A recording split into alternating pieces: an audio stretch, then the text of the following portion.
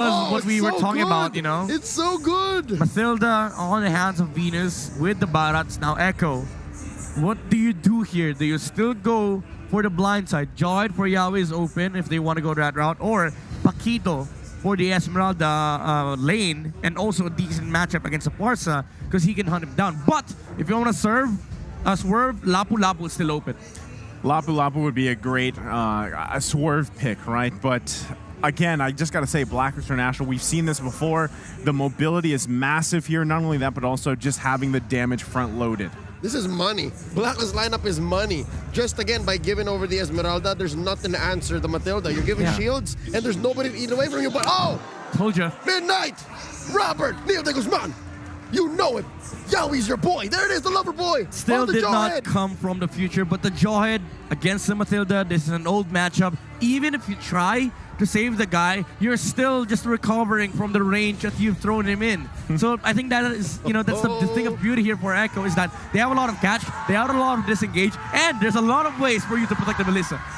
Man, Leo, if you guys, I know you guys can't see Leo right now, he is rejoicing because he can once again say the iconic words of Kaka for this matchup. Not me, not me, dude. That was not Leo. Renmar's nearby. Yeah, that's a different dude. I'm gonna call him over, give him my mic, and just give him your mic. For those who are wondering, it's never Leo that is doing the Kaka sound. It's a sound bite. Yes, on the world stage it's Wolf, but here it's Renmar for sure. Nice to stop. All right, so back into the action here. A little bit of old and a little bit of new. This time around, it's the Jawhead. It's a chess match for sure, ladies and gentlemen. And one of the pieces don't match the rest because this Jawhead is coming straight out of Season 7. Man, I'm happy to see Jawhead back on the table too. And this should work really well for what Blacklist International is going to be throwing at them, and especially in the mobility department. You can fly away, but if I just toss you up and run into you, you can't get far. Let me give you a heads up. This is the most banned hero against Yahweh. The Jawhead. Historically speaking. Historically, I was going to say, Season 10 stats? This was the most banned, I mean, not in Season 10, Season 8, Season 9. Yeah. Most banned hero against Yahweh. Yeah, no, it sounds like it. Again, he's one of the top 3 dudes when you say the words TikTok play. Who is it? Yahweh, and then possibly Light. Renegade. And then Renegade, the hitman who's, you know, here with us and... mere inches away. Fanboying. Leo fanboying. Back into the action. Back into the action we go. Oheb. Quite low here. Benny Cutie might be looking to make a play. Can't get it though.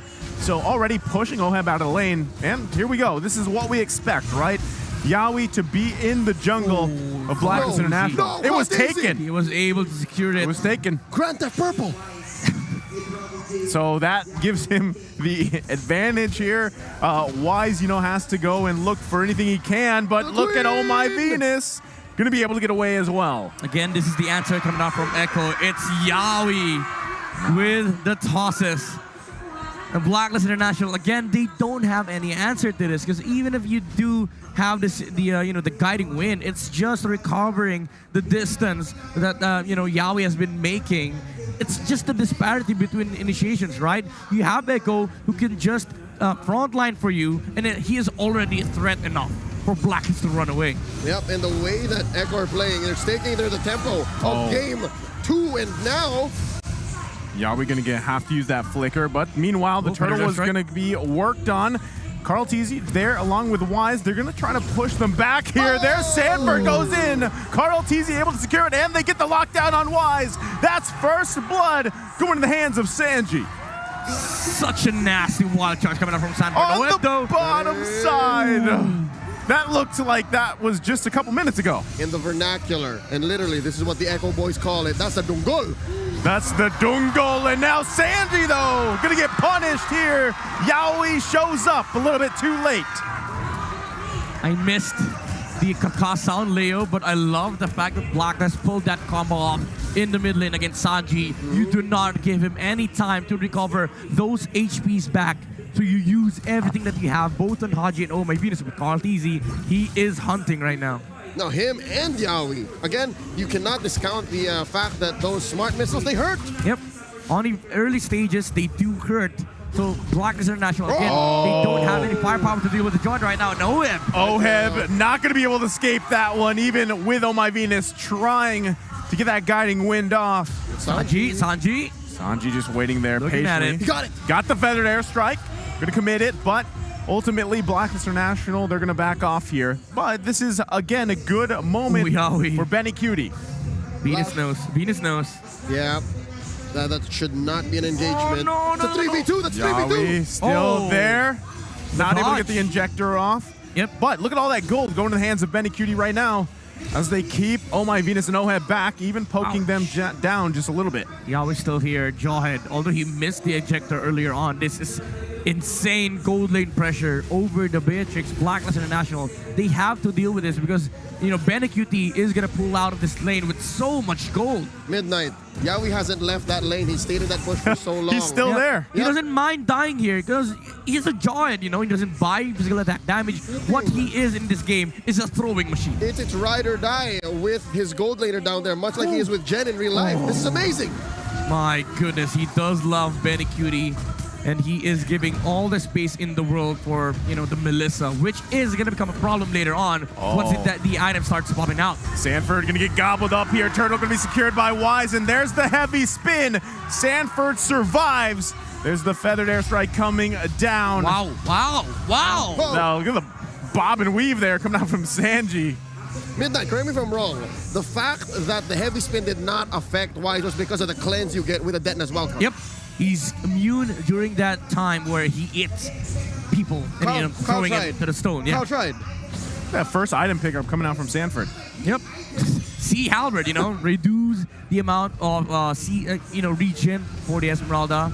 And also it does provide decent amount of damage with Oh My Venus thrown by Yawi. Injector play coming out. Carl Teasy, Sanji a little bit late. They might still try to commit to this. Oheb saying a little bit too long. Benny Cutie goes in, has the guiding win though. So right now they disengage. Echo going to try to figure out if they can still press the situation here. They always have to worry about where is Yawi. That injector is going to be crucial here. Sanji backs off for now. Top lane though, this is where, you know, start seeing the effects of the Sea Halberd, but Edward is still sustaining up against the ground. So I don't think the item was much of a worth a purchase. Not yet. For Sanford, but it does. We missed that one. Venus. Off-camera kill coming out. Able to grab it. Feathered airstrike coming down to Echo. Just continuing to find these picks across the map, whichever lane it may be. Again, this is how Echo wins. You have to play to their tempo, and boy, oh boy, do they want to fight every single time they can. Cooldowns are off, cooldowns are on, it doesn't matter. Yep, and Jawhead is all over the place here against Blacklist International. It's hard for them to find any form of resource that can be farmed by either Wise or Oheb on the map, because Jawhead is always in the mid lane and the bottom lane. Edward is left alone on the top lane, and now the Sea Halberd takes into effect as the regeneration and sustain was not enough for the Esmeralda. Not only that, but having that high and dry too, and just Edward being there all alone, able to grab that kill, and now the fight for the turtle. Blacklist International down 2 members here. The numbers aren't for them.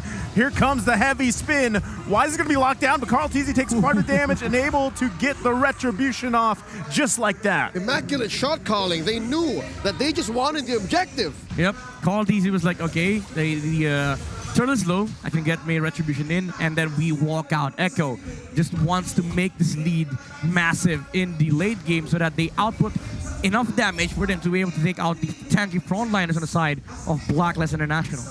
I mean, that's what's happening here. Echo, the key to their success in this 7-minute game is it doesn't matter how much peel you have if we can burst you down fast enough. Yep. So it's just about Echo, you know, putting out the pressure on the map and making sure that they get all the resources that they need, especially on Benny Cutie. Benny Cutie will play a huge part here for Echo in terms of dealing damage onto the barracks. So I feel like it is Echo's time still, but they're not in a rush here. Oh, no. Oh, Edward could be in trouble here. You can't escape that one. Sanji on a killing spree. Do Wise and Haji have anything to say about it? It looks like not, but Carl Teasy also now in Wise's purple buff. Does he want to? Okay. He got it. He got it again. Carl Teasy guilty on 2 counts of Grand Theft Purple. So far, it's been 2 times now that Agent Zero had no backup. Sanji has been only hit by Feather Death Strike once in this game. He is dodging everything. As I like to call it, Sanji's moving and grooving, man. He is not getting hit by any Feather Death Strike. Yaoi using the conceal. Again, the amount of pressure when you have a Jawhead across from you is massive. Benny Cutie working on that turret, not going to be able to get it just yet, but hey, Benny Cutie's having a heck of a time, right? Yeah. He's just in vacation mode. Imagine he's just hitting the attack button, and he's been farming for 8 minutes while all his teammates has moved all across the map. Well, once again, Yaoi goes in. He's going to have to be careful here. Oh My Venus as well, using the ultimate, so they just back off for now. Yeah, there's so many backup from Echo to the point where Blacklist, even if they find the angle against Yaoi, you know, Sanji is just there. Ooh, Feather Death Strike. Ooh, the copy of Feather Death Strike. The guiding strike. Guiding strike indeed. Sanji with the sustain from the passive is back to full health with Carl Teasy, making sure that they have enough of confusion going on for Blacklist International, so that if Blacklist fights in the mid lane, they get Lord for Echo. If I may, win the airstrike. I like it. Nice. I mean, the one thing that Blacklist has over Echo is the range advantage, but what are you going to do with the range when you're dealing with so much firepower? Oh, Edward now going to be the focus here. Feathered Airstrike going to come down. They have to disengage from it. Lord does reset as well.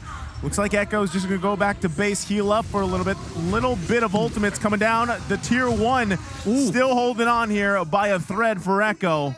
Almost hit Sanji there, by the way. Yeah, finally, but still no one going down. Sanford.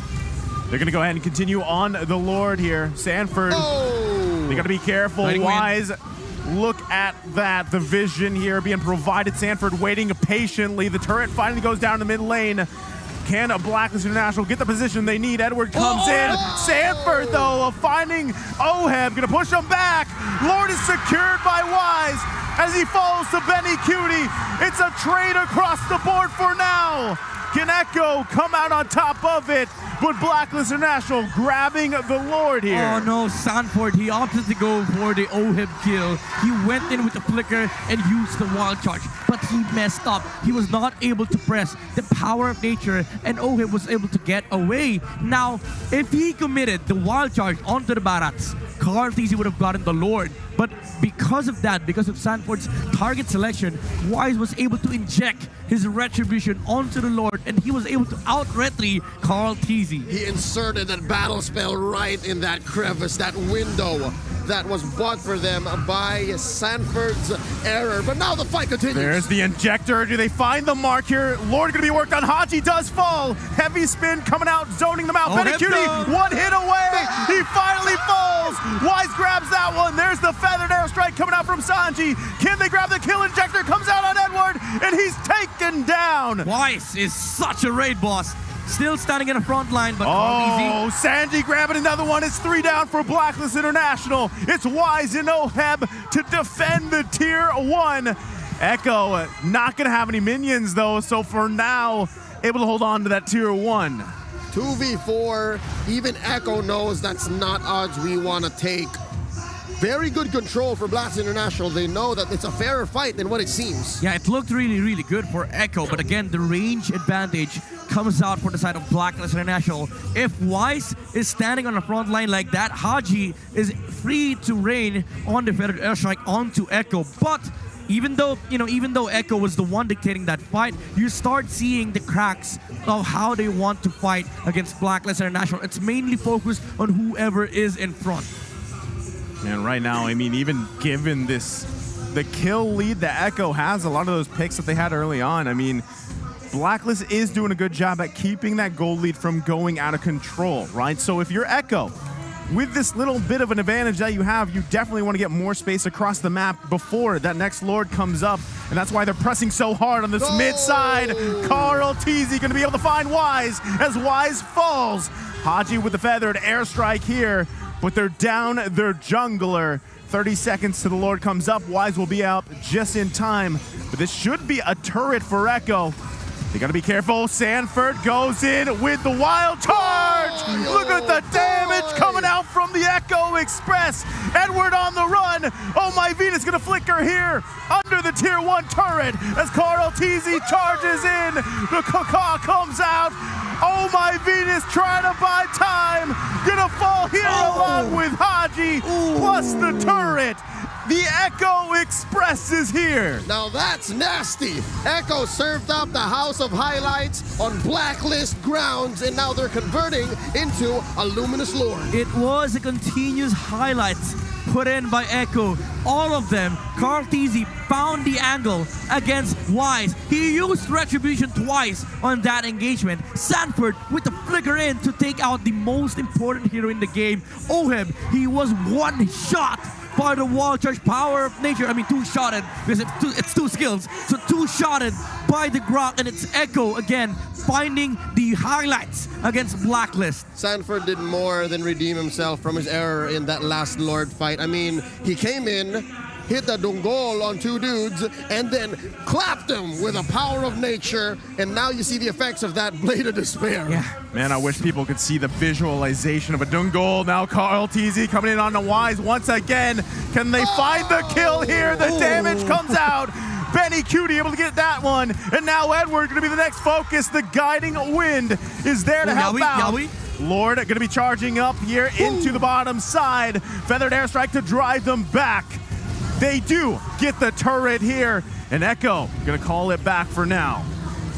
This is how you want to fight for Echo. It's on your own terms. Again, the catch onto Wise. They did not expect that at all, even if you have guiding wind. Yowie goes in with the ejector, and Oheb is deleted off the map. It's the Prince. They got the Prince. Echo again showing force here. Now Carl Teasy might be looking for a target himself. They're gonna drive them off this top side turret.